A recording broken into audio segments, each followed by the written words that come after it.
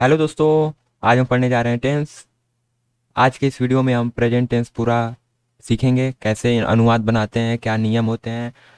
तो चलिए शुरू करते हैं। सबसे पहले देखते हैं टेंस किसे कहते हैं। जिससे कार्य के समय की जानकारी मिलती है उसे टेंस कहते हैं। टेंस तीन प्रकार के होते हैं। पहला होता है प्रेजेंट टेंस, वर्तमान काल। वह टेंस जो वर्तमान समय का बोध कराता है उसे वर्तमान काल कहते हैं। दूसरा होता है पास्ट टेंस, भूतकाल। वह टेंस जो भूतकालीन समय का बोध कराता है उसे पास्ट टेंस कहते हैं। तीसरा होता है फ्यूचर टेंस। वह टेंस जो भविष्य काल का बोध कराता है उसे फ्यूचर टेंस कहते हैं। इसमें वे सभी कार्य होते हैं जो भविष्य में संपादित होने वाले होते हैं। अब सबसे सिंपल में समझते हैं। प्रेजेंट टेंस उसे कहते हैं जो वर्तमान समय जो चल रहा है उसे प्रेजेंट टेंस कहते हैं। पास्ट टेंस उसे कहते हैं जो बीता हुआ समय होता है उसे पास्ट टेंस कहते हैं। जो आने वाला समय है उसे फ्यूचर टेंस कहते हैं। अब ये टेंस मुख्यतः चार चार भागों में बांटा गया है इन्हें। पहला होता है इंडिफिनिट, दूसरा होता है कंटिन्यूअस, तीसरा होता है परफेक्ट, चौथा होता है परफेक्ट कंटिन्यूअस। इनका अध्ययन हम आगे करेंगे। सबसे पहले देखते हैं प्रेजेंट टेंस का इंडिफिनिट। इसका हिंदी पहचान क्या होता है। इन हिंदी वाक्यों के अंत में ता है, ती है, ते है ऐसे शब्द आते हैं। जैसे वह पढ़ता है, वह लिखता है, वह जाता है, वह खाता है, वह स्कूल जाता है, वह कार्य करता है, ऐसे शब्द। अब इसमें क्या होता है, इसमें हेल्पिंग वर्ब का प्रयोग नहीं किया जाता है। मतलब होता है डू या डज। डज एक वचनकर्ता के साथ प्रयोग किया जाता है तथा डू का प्रयोग बहुवचनकर्ता के साथ करते हैं। ये रहा डज सिंगुलर और डू प्लूरल के लिए। अब देखते हैं मेन वर्ब में। इस टेंस में मेन वर्ब का फर्स्ट फॉर्म का प्रयोग करते हैं और इसमें अगर कर्ता एक वचन का हो तो इसमें फर्स्ट फॉर्म में वर्ब के फर्स्ट फॉर्म में यस या यस का प्रयोग करते हैं।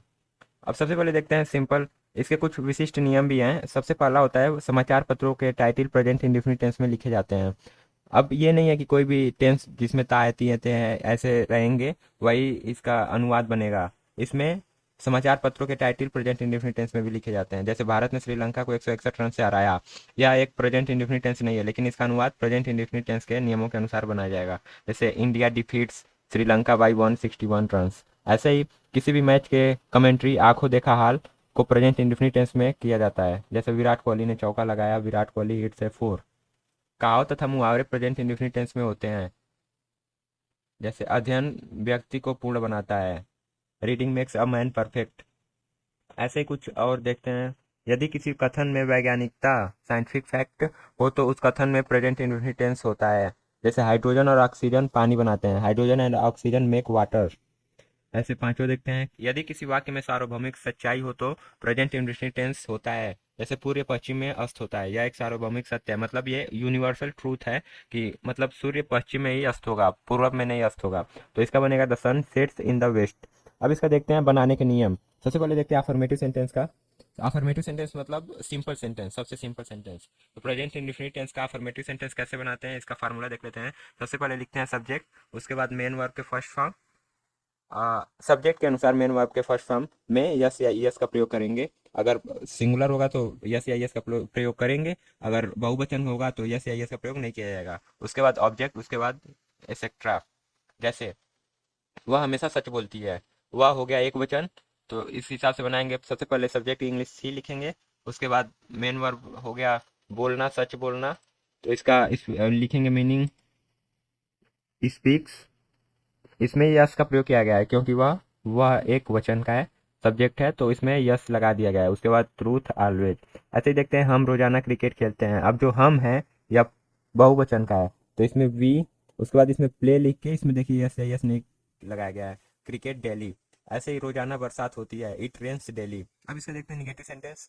इसका फार्मूला होता है सब्जेक्ट प्लस डू या डज प्लस नॉट। उसके बाद मेन वर्ब का फर्स्ट फॉर्म, ऑब्जेक्ट एक्सेट्रा। अब जहाँ डू या डज का प्रयोग करते हैं वहाँ पे मेन वर्ब के फर्स्ट फॉर्म में यस या यस का प्रयोग नहीं करते हैं। अब और जो डू का प्रयोग होता है वह बहुवचनकर्ता के साथ होता है और जो डज का प्रयोग होता है वह एक वचनकर्ता के साथ होता है। जैसे पवन रोजाना विद्यालय नहीं जाता है तो Pavan does not go to school daily. अब ऐसा नहीं है कि पवन रोजाना विद्यालय नहीं जाता है तो पवन नॉट लगा देंगे या पवन इज नॉट, ऐसे नहीं लगता है। डज नॉट का प्रयोग यह एक प्रेजेंट इंडेफिनिट टेंस है, अगर की है का प्रयोग किया गया है तो यह एक प्रेजेंट इंडेफिनिट टेंस को दर्शा रहा है। तो इसका रूल है कि एक वचनकर्ता के साथ डज का प्रयोग होगा और बहुवचनकर्ता के साथ होगा। जैसे इसका अनुवाद बनाएंगे, पवन रोजाना विद्यालय नहीं जाता है तो पवन का हो गया पवन, और नहीं जाता है तो इसका does not go to school daily. यह है सब फार्मूला इसका, इसी के हिसाब से बनाते हैं। दूसरा हो गया हिंदी। हम हिंदी फिल्म नहीं देखते हैं। तो हम होगा बहुवचन, तो इसका हो जाएगा we do not watch Hindi movies. इसमें डू नॉट का प्रयोग होगा, यहाँ पे डज नॉट है, क्योंकि यह एक वचन है, यह बहुवचन है। यह पंखा धीरे नहीं चलता है, this fan does not move slowly. अब देखते हैं इंट्रोगेटिव सेंटेंस। इसमें होता है सबसे पहले दो तरह के इंट्रोगेटिव सेंटेंस होते हैं। पहला होता है डब्ल्यू एच टाइप क्वेश्चन, और नहीं, पहला होता है यस नो टाइप क्वेश्चन, दूसरा होता है W H type question. Yes no type question वो होते हैं जिनका आंसर यस और नो में दिया जा सकता है। जैसे वह क्या वह पढ़ता है, तो इसका आंसर सिंपली दिया जा सकता है हाँ या ना में। तो ऐसे वाक्यों को यस नो टाइप क्वेश्चन बोलते हैं। दूसरा होता है डब्ल्यू एच से स्टार्ट होने वाले, जैसे वह क्या करता है, वह क्यों पढ़ता है। इनका आंसर एक यस नो में नहीं दिया जा सकता, उसका एक रीजन होता है। तो ऐसे क्वेश्चन, ऐसे sentence W H type question होते हैं।